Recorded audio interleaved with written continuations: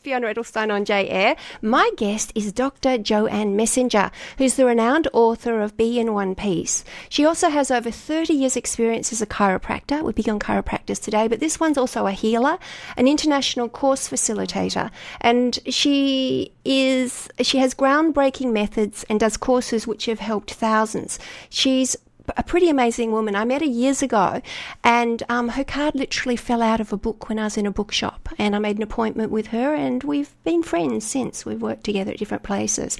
So she's with us today to talk about her second book, How to Balance Your Hormones, a revolutionary owner's manual. Hello, Jo. Welcome to Simply Wellbeing. Hi, Fiona. Thanks for having me on. Well, thank you so much for coming. So your book describes your journey back from hormonal imbalance. You want to expand on that for me?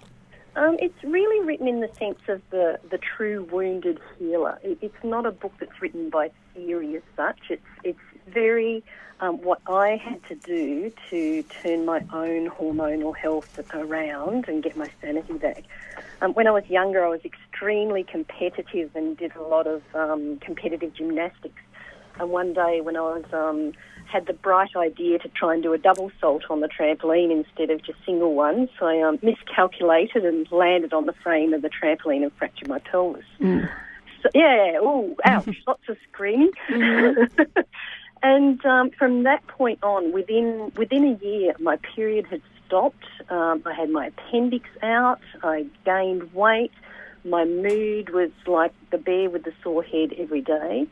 And so for about 5 years, I barely had a period at all, and I was a grouch, you know, the poor parents with the grumpy teenagers. I was the quintessential grumpy teenager, totally gifted at it. And when I was 17, I was adjusted by a chiropractor. He adjusted the base of my spine, and my period came back. And to me, it was like a miracle. It was like, oh my God, I felt good. And but it didn't stay good, you know. And I'm a chiropractor. I'm very pro-chiropractic. Even to this day, I still get adjusted each week to maintain my spinal health and functioning of my nervous system. But I'd love to say that fixed me completely, but it was only part of the story. I sort of, over the years, I had to learn about essential oils and flower essences and emotions and yoga and everything that seemed to fit into the pie to help keep me stable and help keep me progressing on the path of wellness. Because it seemed to be whenever I thought I'm fixed now, it's like I wasn't fixed at all. It was like a continuum, rather like breathing. You know, you don't just breathe once and that's it. You have to keep on breathing. You don't just meditate once and that's it. You need to keep on meditating and so on. So it's like at every step I had to learn something else to fit into my recipe to help keep me going. And I guess my patients, the people that came and saw me, the payoff for them was whenever they came to see me, I knew what to do to help them because I'd actually been there myself. Yes, I can relate to that. Isn't it every step of the way? It's what we have learned we end up teaching and it keeps on going, but there's some very uncomfortable phases along the way that expand the teaching. But I think that's part of what keeps it real. I think sometimes when you're so-called helped by somebody who's learnt out of a textbook, sometimes there's not the same level of compassion and understanding that someone who's been there has. For instance, to this day, my mother still will absolutely say, even to my face, she has no idea what I'm even talking about. She never had a problem with her menstrual health in her entire life, doesn't even know what it was like.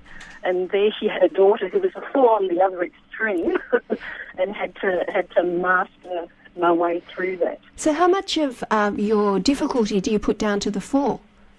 I'd say most of it, actually.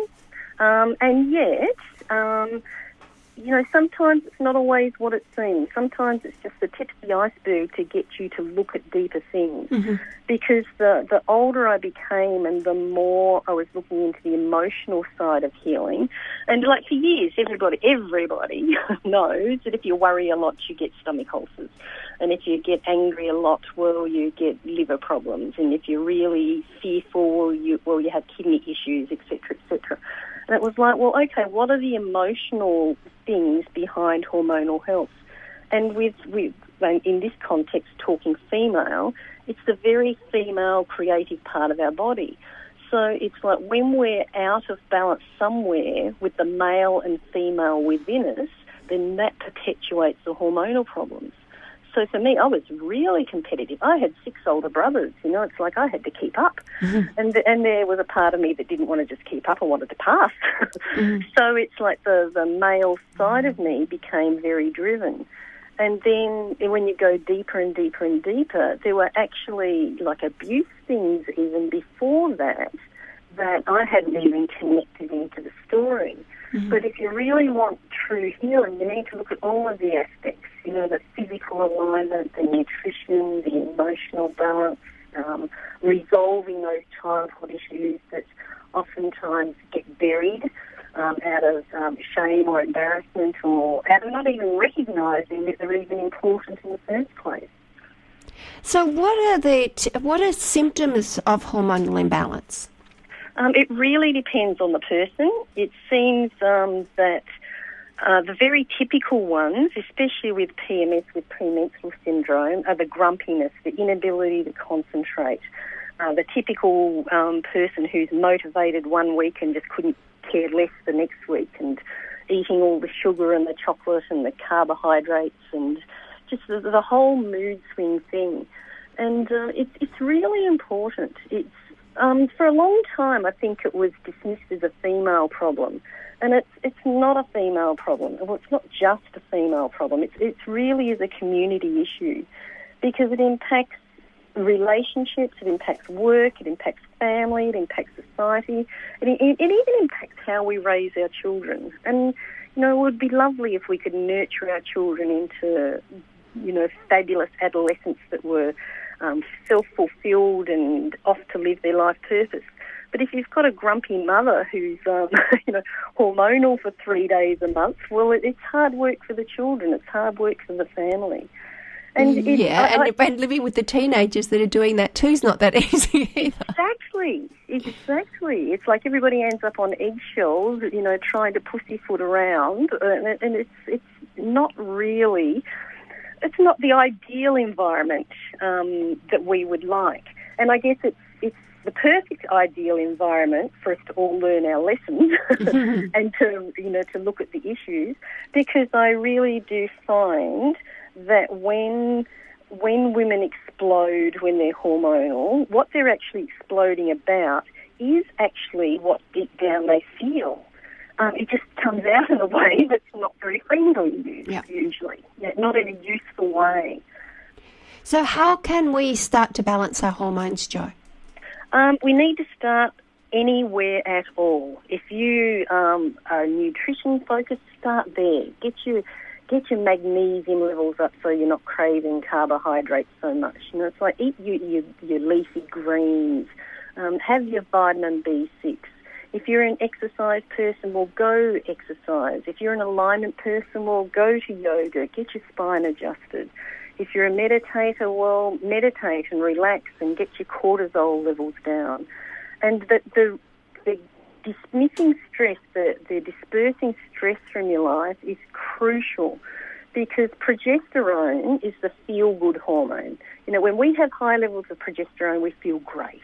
When we have low levels of progesterone, we feel miserable.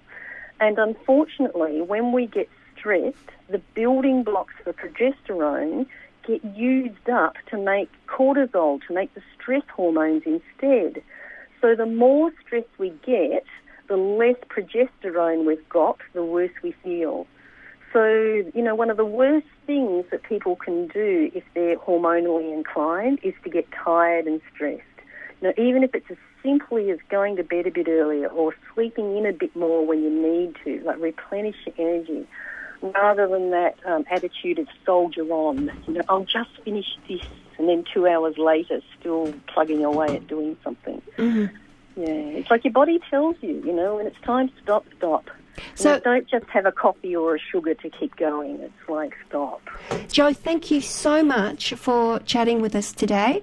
It's been great having you, and I look forward to checking out and balancing my hormones because I think they probably need a bit of attention.